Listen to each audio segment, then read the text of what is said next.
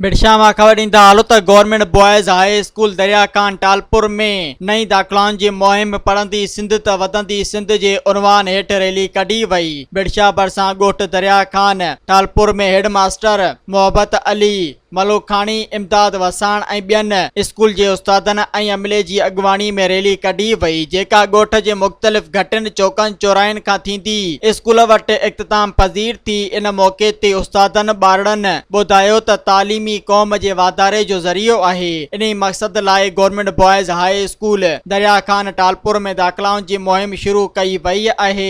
हिननि ॿुधायो त उस्तादनि घर घर वञी वालिदेननि खे तालीम जी अहमियत बाबति आगाही ॾिनी। स्कूल जी सहूलतुनि क़ाबिल उस्तादनि ऐं सुठी तालीमी माहौल बाबति आगाही फ़राहम कई आहे, जिते हिननि तालीमी आगाही मुहिम जे ख़ासि नुक़्तनि बाबति जंहिं में सभिनी ॿारनि लाइ मुफ़्त दाख़िला, किताबनि ऐं दर्सी मवाद जी फ़राहमी, क़ाबिलियत याफ़्ता उस्ताद, साफ़ सुथरो माहौल, निसाबी ऐं गैर निसाबी सरगर्मियुनि ते मुश्तमिल आहिनि। हिननि वालिदेननि खे पंहिंजे ॿारनि जो मुस्तक़बिल महफ़ूज़ बणाइण लाइ इन्हनि खे स्कूल में दाख़िल कराइण लाइ आगाही ॾिनी। सब्सक्राइब कयो अवामी न्यूज़ HD खे ऐं ताज़ा तरीन ख़बरुनि लाइ ॾिसंदा रहो अवामी न्यूज़ HD।